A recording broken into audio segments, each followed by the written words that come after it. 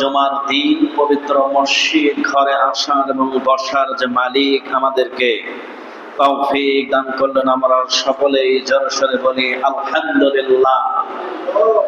দরুদ পড়ছি বিশ্ব মানবতার মুক্তির দিশারি, সর্বকালের সর্বযুগের সেরা নবী, সমস্ত নবীদের নবী, বিশ্ব সবার সভাপতি, সমস্ত নবী রাসূলগণের মাথার মুকুট, সাইয়্যিদুস সাকালাইন, ইমামুল মুরসালিন, খাতামুন নবিয়্যিন, সরকারে দোজা, নূরে মদিনা, নূরে মুজাসসাম, নূরুন আলা নূর, সাইয়্যিদনা শাফিআনা হাবিবানা মাওলানা মুহাম্মদ রাসূলুল্লাহ। সকলেই পড়ি সাল্লাল্লাহু আলাইহি ওয়াসাল্লাম। আল্লাহ রাব্বুল আলামিনের শুকরিয়া আদায় করি যে মহান রব্বুল আলামিন আমাদেরকে সুস্থ রেখেছেন বলে আলহামদুলিল্লাহ। অনেক মানুষ অসুস্থ, সেই তুলনায় আল্লাহ আমাদেরকে সুস্থ রেখেছে, যেন আমরা খুশি না বেজায়। আমাদের সাথে যারা বেড়াতেন, আমাদের সাথে যারা কথা বলতেন, যারা আমরা একই বিছানায় ছিলাম, একই গাড়িতে, একই জায়গায়, অনেক জায়গায় বেড়াইছি, কিন্তু আমাদের মাঝ থেকে তারা অনেকেই চলে গেছে। এরকম আছে না নাই? আমাদের আপনজন, প্রিয়জন, মা বাবা, ভাই বোন, আত্মীয় স্বজন অনেকেই গহীন অন্ধকার কবরে চলে গেছে। আল্লাহ দয়া করে, মায়া করে আমাদেরকে এখনো বাঁচা রেখেছেন, এজন্য আমরা সকলেই বলি আলহামদুলিল্লাহ। যে কোনো সময় আমাদের উপরে আজরাইল আসতে পারে, পারে কিনা বলেন? পারে কিনা বলেন? আল্লাহ রাব্বুল আলামিন আমাদেরকে এই দুনিয়াতে পাঠিয়েছেন, যে কোনো না একদিন আমাদের মৃত্যু হবেই, ঠিক কিনা বলেন? কুল্লু নাফসিন যায়িকাতুল মাউত। পৃথিবীতে যারাই প্রাণী হিসাবে এসেছে, আল্লাহ যাদেরকে জীবন দিয়েছেন, রূহ দিয়েছেন, তাদেরকে একদিন মরা লাগবেই। এটাই হলো সত্য কথা, ঠিক কিনা বলেন? আল্লাহ রাব্বুল আলামিন আজকে আমরা যে আলোচনাটা শুনবো সেটা হলো তাওহীদ সম্পর্কে। আল্লাহ রাব্বুল আলামিন তাওহীদের সম্পর্কে কোরআনুল কারীমের অসংখ্য আয়াত এবং হাদিস আল্লাহ রাব্বুল আলামিন দিয়েছেন তাওহীদ সম্পর্কে। সম্মানিত উপস্থিতি, তাওহীদ কি, তাওহীদ অর্থ কি, এটা আমাদের আগে জানতে হবে, তারপরে আমরা মূল আলোচনার দিকে ফিরে যাই। তার আগে আমরা আরো একটু বলতে চাই যে মসজিদে আজকে জুমার দিন, জুমার যখন আযান হয়ে গেছে, আমরা যারা মুসলমান, আমাদেরকে এই কাজ, যে কাজগুলো আমরা করি, এটা আমাদের জন্য হারাম। এটা আমাদের জন্য কি? হারাম। আযান হয়ে গেছে, আর কোনো কাজ নাই, আমাদেরকে মসজিদে আসা লাগবে। হুকুম কার? আল্লাহর। হুকুম কার বলেন? আল্লাহর হুকুম। সম্মানিত উপস্থিতি, দেখেন যত সম্ভব আজকে মনে হয় ব্রাজিল আর্জেন্টিনার খেলা, আজকে না, মানে এই যে খেলা সামনে নিয়ে অনেকেই গেঞ্জি, জার্সি, পতাকা এগুলো ওড়াচ্ছে। যেই দিন খেলা হবে দেখবেন সেই দিন কিন্তু মানুষকে ধরে রাখা যাবে না। মানুষের আকর্ষণ কি? একটা খেলা, একটা ফুটবল খেলা খেলছে ব্রাজিল আর্জেন্টিনা দেশ কোথায়, আর আমরা এখানে বসে বসে নাচানাচি করছি। এই যে অর্থ সম্পদ গুলো আমরা ব্যয় করি শয়তানের রাস্তায়, ব্রাজিল আর্জেন্টিনার এরা কি কোনো মুসলিম রাষ্ট্র? বলেন, এরা কি কোনো মুসলিম রাষ্ট্র? অথচ আমরা একজন মুসলমান হয়ে ব্রাজিলের আর্জেন্টিনা আমরা সাপোর্ট করছি, বলে নাউজুবিল্লাহ। তাহলে আমাদের ঈমান এবং আকীদা অনুযায়ী আমাদেরকে সাপোর্ট করতে হবে ইসলামী দল। কি দল বলেন? মরা কি লাগবে না? সবারই কিন্তু মরা লাগবে। ব্রাজিল আর্জেন্টিনা সাপোর্ট করে কোনোদিনও কিন্তু কবরে যায় কেউ সুখী থাকতে পারবে না। 3 কিলোমিটার 5 কিলোমিটার আর্জেন্টিনার ব্রাজিলের পতাকা টানায় কোনো লাভ নাই। এই জন্য আজকের যে আলোচনা সেটা হলো তাওহীদ অর্থ। এটা আমরা মুসলমান, এটা আজকে আমাদের জানা উচিত যে তাওহীদ কি। কারণ আল্লাহ আমাকে দুনিয়াতে পাঠিয়েছেন ইসলামের দিক নির্দেশন জানার জন্য। জ্ঞান গর্ব আলোচনা চর্চা করার জন্য। আমাকে কোরআন বুঝতে হবে, আমাকে হাদিস পড়তে হবে। কোরআন কি? কোরআনটা কোথা থেকে আসলো? কোরআনের মধ্যে কি আছে? কোরআনটা হলো আল্লাহর একটা রহমত, বলি সুবহানাল্লাহ। তাহলে আজকের যে আলোচনার মূল যে শিরোমণি, সেটার নাম হচ্ছে তাওহীদ। তাওহীদ অর্থ, তাওহীদ শব্দের অর্থ, আবিধানিক অর্থ হলো কোনো কিছুকে এক ও এক হিসাবে নির্ধারণ করা। কোনো কিছুকে এক ও একক হিসাবে নির্ধারণ করা। ইসলামিক পরিভাষায় তাওহীদ হলো আল্লাহকে তার গুণাবলীর সৃষ্টি এবং ইবাদতের ক্ষেত্রে একক ও অদ্বিতীয় হিসাবে বিশ্বাস করা এবং তার কোনো শরীক বা অংশীদার সাব্যস্ত না করা। আল্লাহ হলেন একক। বলেন, আল্লাহ কি? একক। আল্লাহর কোনো শরীক নাই। আল্লাহর কোনো শরীক নাই। আল্লাহ হলেন লা শারীক, অর্থাৎ আল্লাহর কোনো শরীক নাই, আল্লাহর কোনো অংশী স্থাপন নাই। কেউ যদি আল্লাহর সাথে অংশী স্থাপন করে, তাহলে সে আল্লাহর সাথে শিরক করলো। কি করলো? শিরক করলো। তাহলে আল্লাহ এখানে বলতেছেন তাওহীদ শব্দের অর্থ হলো যে কোনো কিছুকে এক বা একক হিসাবে নির্ধারণ করা। ইসলামের এই তাওহীদ প্রধানত হচ্ছে তিনটি ভাগে বিভক্ত হয়েছে। তাওহীদ সম্পর্কে ইসলামে তাওহীদ প্রধানত কয় ভাগে ভাগ হয়েছে? তিন ভাগে ভাগ হয়েছে। প্রথমে এক নম্বর ভাগ হলো তাওহীদুল রুবাইয়া, আল্লাহকে একমাত্র সৃষ্টিকর্তা, পালনকর্তা ও বিশ্ব জগতের পরিচালক হিসাবে বিশ্বাস করা। এক নম্বরে কি? এক নম্বরে হলো তাওহীদুল রুবাইয়া, অর্থাৎ আল্লাহকে একমাত্র সৃষ্টিকর্তা, পালনকর্তা বলে কি বিশ্বাস করা। তাওহীদের দুই নম্বর হলো তাওহীদুল উলুহিয়া বা ইবাদত, সমস্ত ইবাদত, উপাসনা ও দাসত্ব একমাত্র আল্লাহর জন্য নির্দিষ্ট করা। আমার যে ইবাদত, আমার এই ইবাদতটা কার জন্য? একমাত্র ইবাদত আল্লাহর জন্য। এখন আমি যদি মনে করি যে আমার ইবাদতটা আমি কোনো মানুষের জন্য করি, অথবা মানুষ দেখানোর জন্য করি, অথবা আমার মা বাপকে খুশি করার জন্য করি, অথবা আমার পীর সাহেবকে খুশি করার জন্য করি, তাহলে এটা হবে শিরক। তাহলে তাওহীদের দুই নম্বর হলো তাওহীদুল উলুহিয়া, অর্থাৎ ইবাদত, সমস্ত ইবাদত, উপাসনা, দাসত্ব একমাত্র আল্লাহর নির্দিষ্ট করা। আল্লাহ ছাড়া কোনো ইলাহা নেই, আল্লাহ ছাড়া কোনো উপাস্য নেই, একমাত্র তিনি ইবাদতের যোগ্য বলে আলহামদুলিল্লাহ। আচ্ছা, আমরা সবাই ঠান্ডা মাথায় বলি, ঠান্ডা মাথায় বুঝি, একমাত্র ইবাদতের মালিক কে? তাহলে আমার আগে এবং পিছে, সামনে যেদিকেই বলেন না কেন, আল্লাহ ছাড়া কারোর ইবাদত করা যায়? কথা বলেন, আল্লাহ ছাড়া কারোর ইবাদত করা যায়? আল্লাহ ছাড়া যেমন কারোর ইবাদত করা যায় না, আল্লাহ ছাড়াও তেমনি কোনো মানুষ কোনো মানুষের কাছে মাথা নত করতে পারে না। বলুন ঠিক কিনা? কারণ আল্লাহ বলেছেন এই মাথার অনেক দাম, মাথার অনেক দাম দিয়েছেন কে? কারণ গরু, ছাগল, অন্যান্য প্রাণীরা কিন্তু সেজদাও করতে পারে না, রুকু করতে পারে না। ঠিক কিনা বলেন?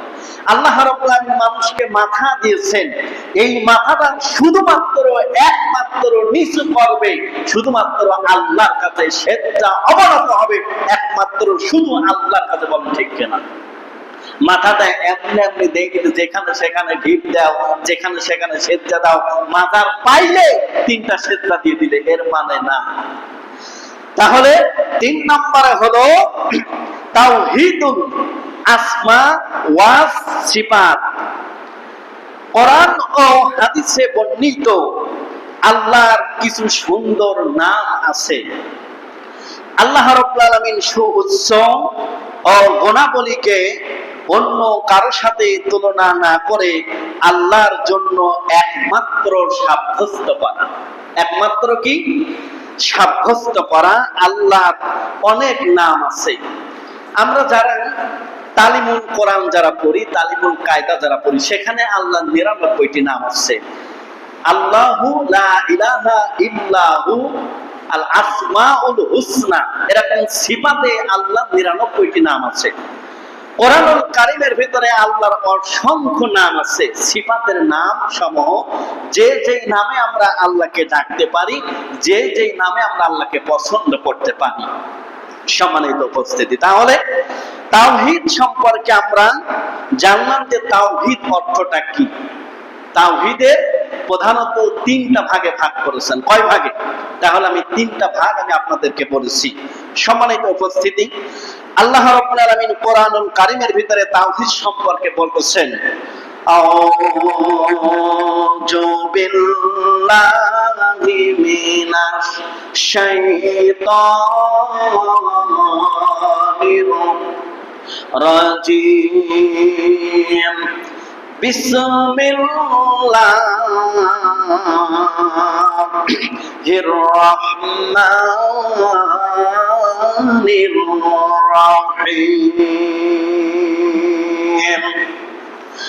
আল্লাহু লা ইলাহা ইল্লা হুয়াল হাইয়ুল কাইয়্যুম লা তা'খুযুহু সিনাতুন ওয়া লা নাওম, লাহু মা ফিস সামাওয়াতি ওয়া মা ফিল আরদ, মান যাল্লাযী ইয়াশফা'ু ইনদাহু ইল্লা বিইذনিহি, ইয়া'লামু মা বাইনা আইদিহিম ওয়া মা খালফাহুম ولا يحيطون بشيء من علمه إلا بما شاء، وسع كرسيه السماوات والأرض ولا يؤوده حفظهما وهو العلي العظيم। আল্লাহ রাব্বুল আলামিন কোরআনুল কারীমের ২ নম্বর সূরা সূরা বাকারা ২৫৪ নম্বর আয়াত আল্লাহ রাব্বুল আলামিন অর্থটা বলতেছেন, আল্লাহ ছাড়া তিনি ছাড়া অন্য কোনো ইলাহা নেই। তিনি চিরঞ্জীব, অনাদি, তাকে তন্দ্রা এবং নিদ্রা স্পর্শ করে না। আসমান ও জমিনে যা কিছু আছে সবই তার। কে আছে এমন যে তার অনুমতি ছাড়া তার কাছে সুপারিশ করবে? তাদের সামনে ও পেছনে যা কিছু আছে তা তিনি সবই অবগত। যা তিনি ইচ্ছা করেন তা ছাড়া তার জ্ঞানের কিছুই তারা আয়ত্ত করতে পারে না। তার আসন আসমান ও জমিনকে পরিবেষ্টিত করে আছে, এদের রক্ষণাবেক্ষণ তাকে ক্লান্ত করে না। তিনি সর্বোচ্চ এবং সর্বাগ্য মহান, বলে সুবহানাল্লাহ। আল্লাহ রাব্বুল আলামিন সূরা বাকারা ২৫৪ নম্বর আয়াত, এটা আমাদের সবার পরিচিত একটা আয়াত। এটা যদি কোনো মানুষ যদি পড়ে তার বাড়িতে যদি ফু দিয়ে থাকে, তাহলে বলা হচ্ছে চোর বা ডাকাত থেকে সে হেফাজত থাকবে, বলি সুবহানাল্লাহ। এটা এমন একটি আয়াত যেটা পাঠ করলে জিন তো দূরের কথা, জিনের বাপও আমার কাছে আসতে পারবে না, বলি সুবহানাল্লাহ। তাহলে এটা যদি আমল করা হয় তাহলে শয়তান থেকে আমরা অনেকেই বেঁচে থাকতে পারব। আল্লাহ রাব্বুল আলামিন বলতেছেন তিনি হলেন চিরঞ্জীব। আল্লাহ ছাড়া কোনো ইলাহা নাই, রব নাই, যিনি আমাদের একমাত্র শাসনকর্তা, একমাত্র পালন কর্তা, বলেন সুবহানাল্লাহ। গোটা এই পৃথিবীর বুকে মন্ত্রী থাকে, এমপি মন্ত্রী সবাই থাকে, এক একটা রাষ্ট্র তারা পরিচালনা করে, এক একটা গ্রাম এক একটা ওয়ার্ড পরিচালনা করে, কিন্তু আমার আল্লাহ মহান রব গোটা পৃথিবী পরিচালনা করেন। বলেন ঠিক না? আল্লাহ কখনো ঘুমায় না, আল্লাহ কখনো তার চোখের পলকটাও ফেলে না। বলেন ঠিক না? আল্লাহ যদি একবার যদি চোখের পলক যদি ফেলায়, আল্লাহ যদি একবার যদি ঘুমানোর মতন একটা ভান করতো বা ঘুমাবে, চোখের পলকটা ফেলাবে, তাহলে সারা পৃথিবী ভেঙে তছনছ হয়ে যাবে। বলেন ঠিক না? তাহলে আল্লাহ এক নম্বরে আল্লাহ ঘুমায় না। আল্লাহ কি? এবং তন্দ্র তাকে স্পর্শ করে না, নিদ্রাও তাকে স্পর্শ করে না। আল্লাহ রাব্বুল আলামিন চিরঞ্জীব। পৃথিবী একদিন ধ্বংস হয়ে যাবে, সব কিছু ধ্বংস হয়ে যাবে, মানুষ মারা যাবে, গরু ছাগল পশু পাখি যা আছে সব কিছু মারা যাবে, পাহাড় গুলো নষ্ট হয়ে যাবে, ধ্বংস হয়ে যাবে, এই দুনিয়ার সব কিছু নষ্ট হবে, ধ্বংস হবে, কিন্তু আমার আল্লাহ থাকবেন। বলেন সুবহানাল্লাহ। আল্লাহ চিরঞ্জীব, আল্লাহর কোনো মৃত্যু আছে? বলেন। সব কিছু মারা যাবে, আল্লাহ মরবে? আল্লাহ মারা যাবে? আল্লাহ মরবেন। আল্লাহ হলেন চিরঞ্জীব, আল্লাহ সারা জীবন থাকবেন। বলেন ঠিক না? কিন্তু আমরা সারা জীবন বেঁচে থাকবো না, আমাদের একদিন মরণ হবে, মৃত্যু হবে। বলেন ঠিক না? আল্লাহ রাব্বুল আলামিন তারপরে বলছেন, এবং এদের রক্ষণাবেক্ষণ সমস্ত দায়িত্ব আমার আল্লাহ। গোটা পৃথিবী পরিচালনা করতেছেন কে? সমুদ্রের ভিতরে, সাগরের মধ্যে ছোট্ট ছোট্ট প্রাণী আছে, ওই প্রাণীকে খাওয়াই কে? বলেন তো, কথা বলেন, খাওয়াই কে? সকালে ভোরবেলা পাখি তার বাসা থেকে উড়ে উড়ে কোথায় মাইলের পর মাইল চলে যাচ্ছে। বলেন তো, পৃথিবীর এমন কেউ কি আছে যে ওই পাখির জন্য খাবার সংগ্রহ করে রেখেছে? আছে? বলেন।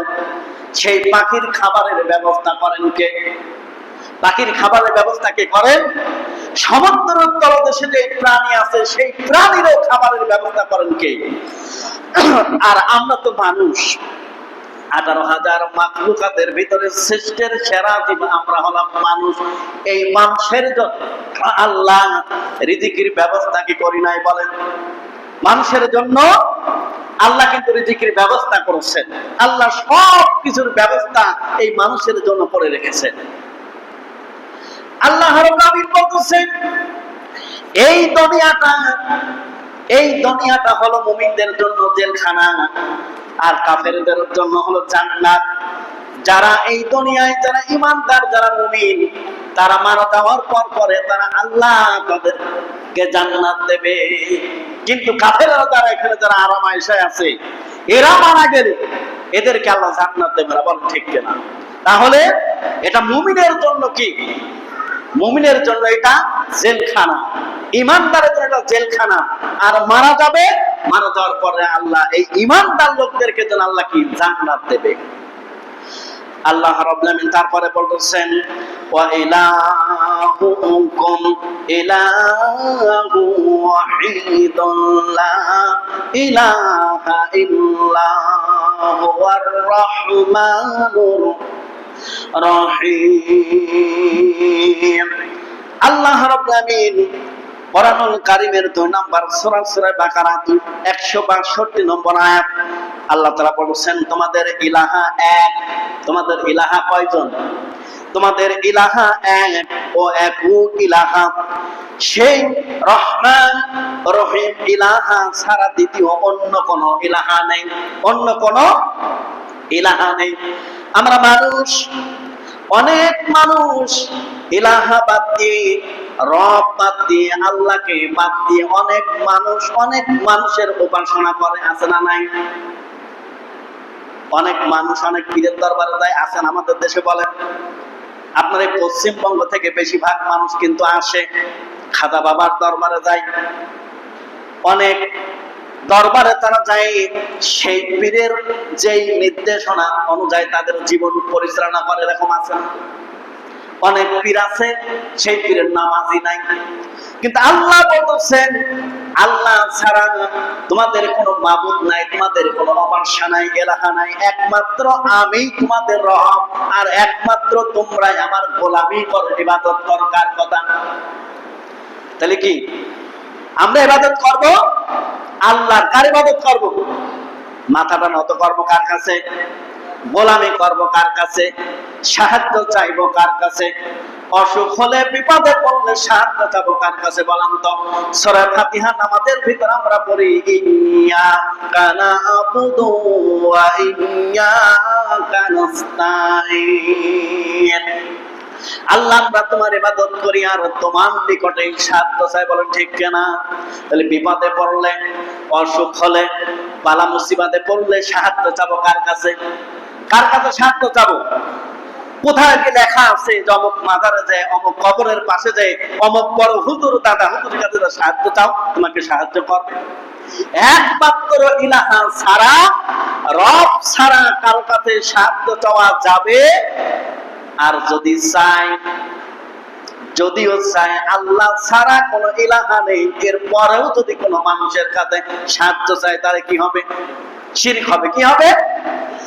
আল্লাহ রাব্বুল আলামিন তারপরে বলতেছেন শাহিদাল্লাহু আন্নাহু লা ইলাহা ইল্লাহু ওয়াল মালাইকাতু ওয়া উলুল ইলমি قائما بالقسط لا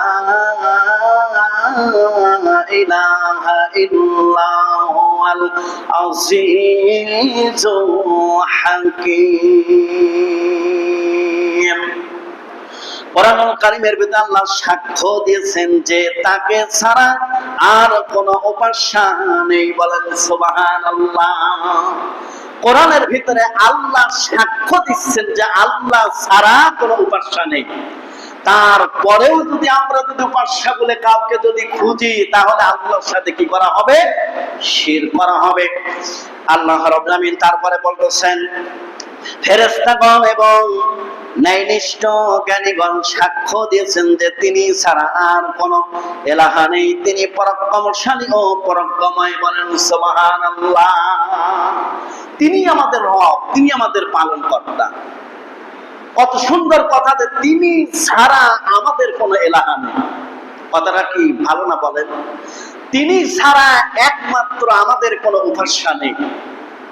তিনি আমাদের সব, তিনি আমাদের সব কিছুর মালিক। গোটা পৃথিবীর কুল কায়নাতের মালিককে আল্লাহ। তার কাছে চাইলে দেবে না এরকম কোনো কিছু আছে? বলেন। পৃথিবীর মানুষের কাছে চাইলে, বারবার চাইলে রাগ করে, আর আল্লাহর কাছে না চাইলে আল্লাহ রাগ করে। মানুষের কাছে আমি মসজিদের ইমাম, যদি আপনাদের সাথে আমার কারো সুসম্পর্ক থাকে, যদি বলি যে 20,000 টাকা দেন, হয়তো লজ্জার খাতিরে দিলেন, আবার 2 দিন পরে আমার আর 20,000 টাকা দেন, আবারও দিলেন।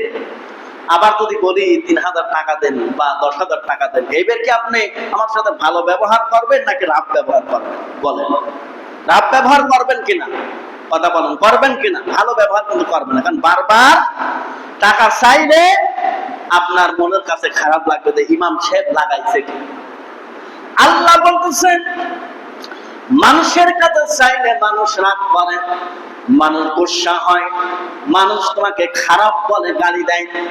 ও দুনিয়ার মানুষ, আমার কাছে তুমি বারবার চাও, হাজার হাজার বার চাও, আমি রাগ করবো না, বরং আমার কাছে না চাইলে আমি রাগ করি। সুবহানাল্লাহ বলেন। তাহলে চাবো কার কাছে? গোটা পৃথিবীর রবের কাছে চাবো। কার কাছে চাবো? গোটা পৃথিবীর রবের কাছে চাবো। আমাদের সমাজে কিছু মানুষ আছে যে আল্লাহর প্রতি তাদের অনেকেরই আস্থা, ভালোবাসা এগুলো কম। বিপদে পড়ছি, আল্লাহকে ডেকেছি, নামাজ পড়েছি, বিপদ উদ্ধার হয়ে গেছে, তখন আমি আল্লাহকে ভুলে গেছি। এরকম আছে না? বলেন।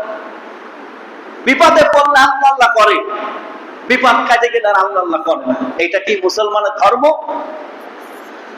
আল্লাহ রাব্বুল আলামিন তারপরে বলতেছেন হুয়াল্লাযী ফিস সামাই ইলাহু ওয়া ফিল আরদি ইলাহু ওয়া হুয়াল হাকীমুল আলীম। 43 নম্বর সূরা, সূরা যুখরুফ 83 নম্বর আয়াত। আল্লাহ তাআলা বলতেছেন আসমানেও তিনি এক ইলাহ, আসমানেও তিনি এক ইলাহ, জমিনেও তিনি এক ইলাহ। তিনি মহাবিজ্ঞানময়, মহাজ্ঞানী, তিনি ছাড়া মানুষের রব নাই। বলেন ঠিক কিনা? তিনি একমাত্র আমাদের রব, তিনি একমাত্র আমাদের রব। কয় নম্বর সূরা মনে নাই? 43 নম্বর সূরা, সূরা যুখরুফ 83 নম্বর আয়াত। তার আগের যে আয়াতটা বলেছি সেটা হলো 3 নম্বর সূরা, সূরা আলে ইমরান 17 নম্বর আয়াত। প্রত্যেকটা আয়াতের রেফারেন্স দলিল দিয়ে কথা বলা হচ্ছে। এরপরেও যদি কোনো মানুষ যদি পীরের দরবারে যায় তাহলে পিটির চামড়া তুলে নেবে, ঠিক কিনা বলো? কারণ ফেরেশতা দিয়ে পিটির চামড়া তোলা হবে। যেই দিন তুলবে সেই দিন তো কাউকে দেখাতে পারবেন না। কথা বলুন না কেন? কবরবাসীর কবরে আযাব হচ্ছে কিনা? কথা বলেন হচ্ছে কিনা? কবরবাসীর কবরে আযাব হচ্ছে, এটা পৃথিবীর কোন মানুষ কিন্তু দেখছে না। কথা বলেন দেখছে? কেউ দেখছে না। আমার আল্লাহ আযাব দিচ্ছেন ফেরেশতাদের মাধ্যমে। ফেরেশতারা আযাব দিচ্ছে, এটা কারোর দেখার ক্ষমতা নাই। পৃথিবীতে এমন কোন ক্যামেরা, এমন কোন ভিডিও ম্যান, সিসি ক্যামেরা নাই যে কবরের কোন ফুটেজ নিয়ে আসে দেখা। বলেন কেউ পারবে? তাহলে আমাদের আপনজন প্রিয়জন যারাই মারা যাচ্ছে, আমরা কিন্তু একটা ছোট্ট একটা ক্যামেরা কিন্তু কবরের ভিতরে রেখে দিতাম, দেখি কবরের অবস্থাটা কি। কথা বলেন? পৃথিবীর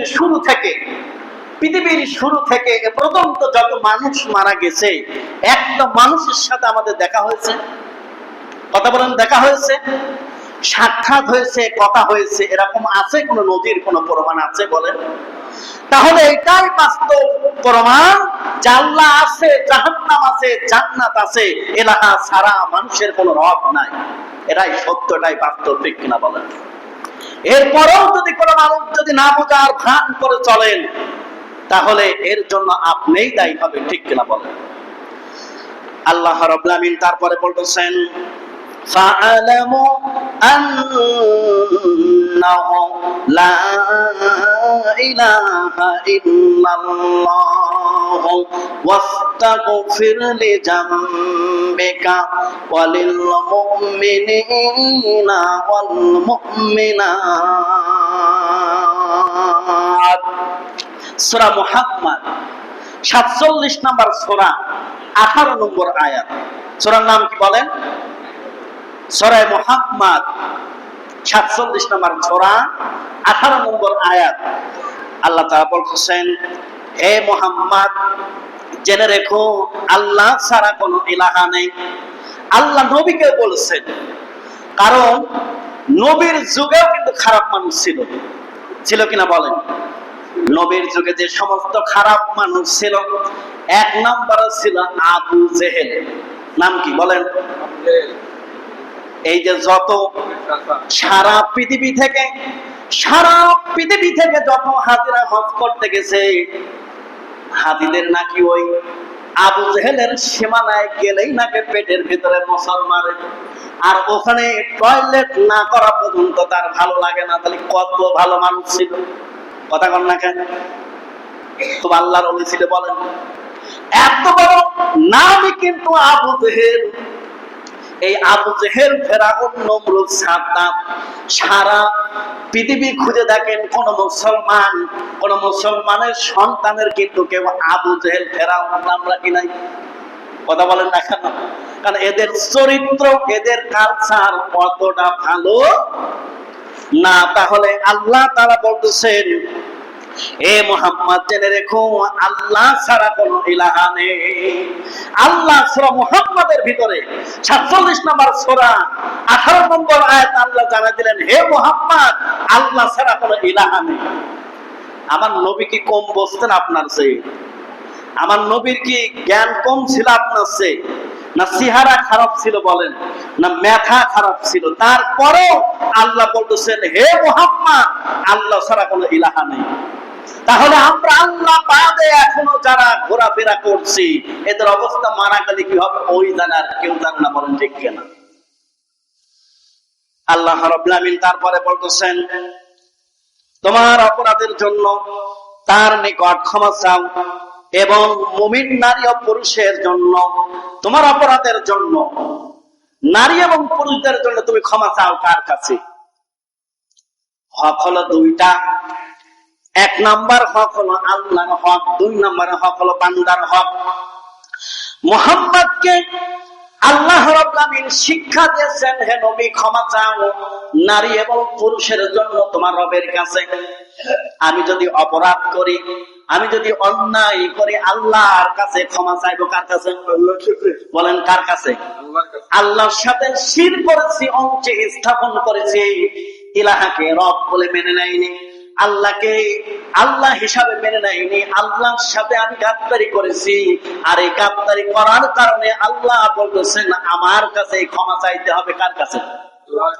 এবার আমি মনে করেন, আমি যদি আপনাদের কারোর সাথে যদি খারাপ ব্যবহার করি, রাপ ব্যবহার করি, দুর্ব্যবহার করি, আল্লাহ বলতেছেন বান্দা তুমি যার সাথে খারাপ ব্যবহার করছো তার কাছেই তোমাকে মাফ চাইতে হবে। কথাটা কার?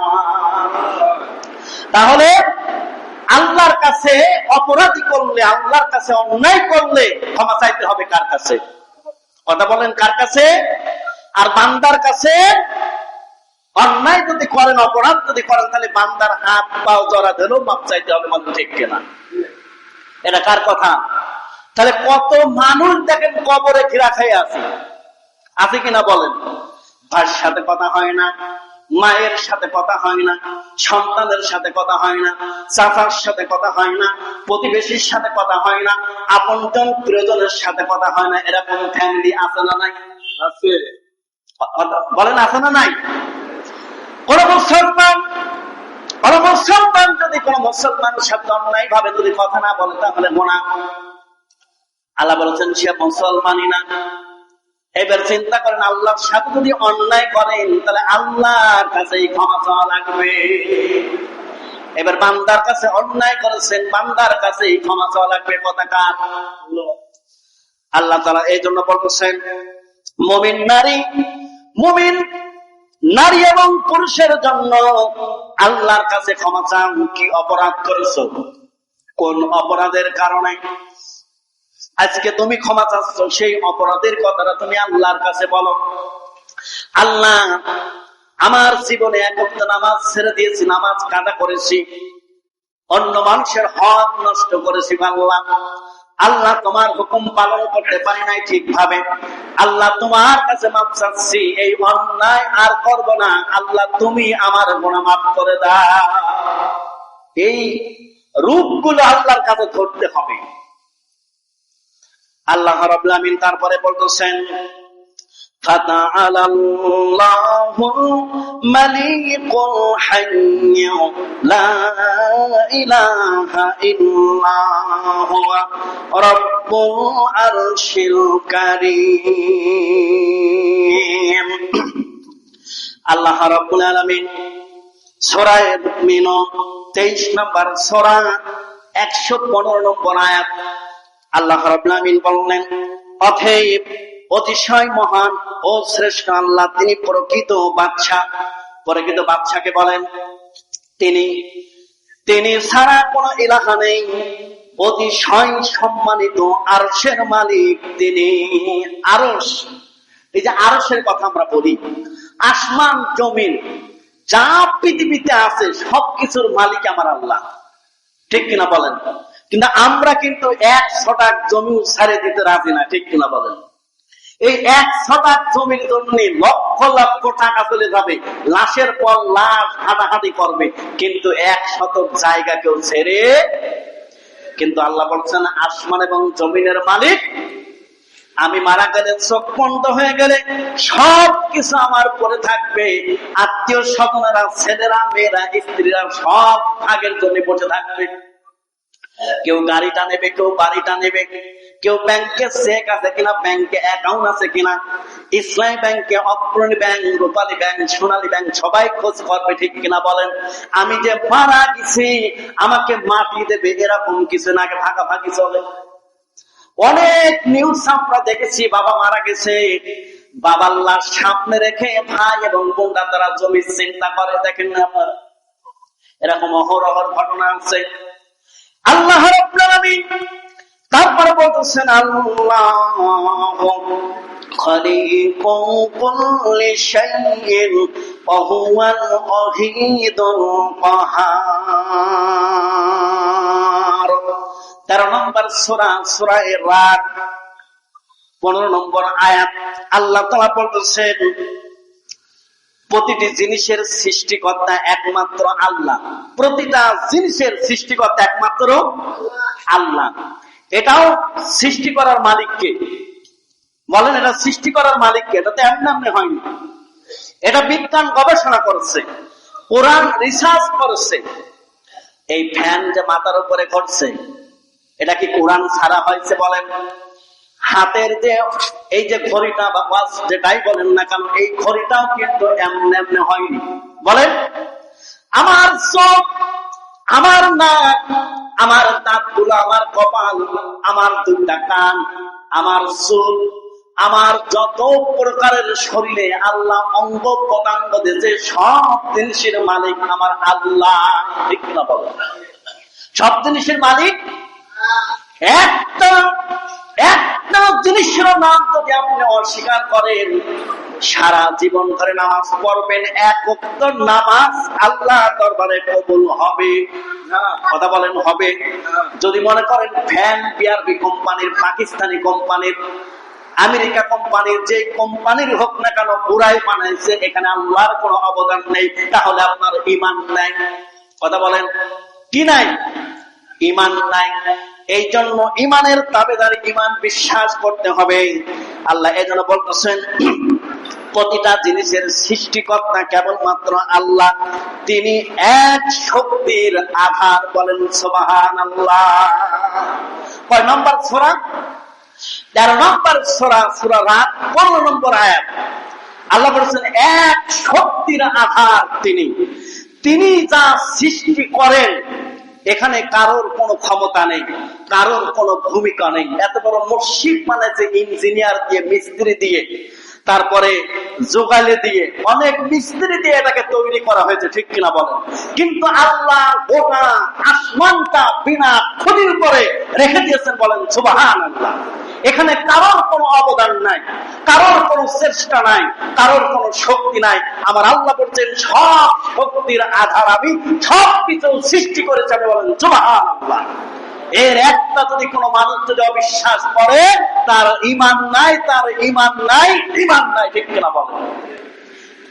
তাহলে তাওহীদ সম্পর্কে আমরা কথা শুনতেছিলাম, অনেক কথা আছে তাওহীদ সম্পর্কে, আমরা ইনশাআল্লাহ আবার আগামী জুমাতে শুনবো। তার আগে আমি সবাই না আসার আগে একটা কথা বলেছি, এটা আমাদেরকে মাথায় রাখতে হবে, যে কথা আমি বলেছিলাম যে ব্রাজিল এবং আর্জেন্টিনার খেলা প্রতি 5 বছরের ন্যায় আমাদের দেশে হয়, যেটাকে বিশ্বকাপ বলা হয়। আমরা আমাদের ছেলেদের মেয়েদেরকে জার্সি, ব্রাজিলের জার্সি গুলো পড়াই কিনা বলেন? বিশাল একটা পতাকা বানায়। এই যে কয়েকদিন আগে একটা ছেলে কুমারখালীতে পতাকা টানাতে যায়, কারেন্টের শর্ট খেয়ে মারা গেছে। এই কালচার গুলো আমাদেরকে বন্ধ করতে হবে।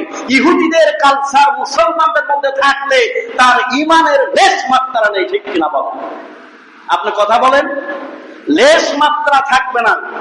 এটার জন্য ওই দেশের মানুষ বাহাদুরি করবে, টাকা কামাই করবে, আর আমার দেশের মানুষ খালি মরবে জ্ঞান করে, ঠিক কিনা বলেন? কথা বলেন। এটা আমাদেরকে একেবারে কি বরখাস্ত করতে হবে মন থেকে। এটা আমাদের জন্য না, এটা ইহুদিদের কালচার। যেই দেশে হচ্ছে সেই দেশের মানুষ কিন্তু এত নাচানাচি করবে না, কিন্তু আমাদের দেশের মানুষ পেটে ভাত না হলে একটা জার্সি বানাবে, একটা পতাকা ঝোলাবে, রাত 12টা পর্যন্ত অপেক্ষা করবে কখন আর্জেন্টিনা ব্রাজিল খাওয়া হবে, খেলা হবে। আরে বেটা, রাত 12টা দিন অপেক্ষা করো না যে এখন তাহাজ্জুদের সময় হবে, 2 রাকাত তাহাজ্জুদ নামাজ পড়ে, ঠিক কিনা বলো?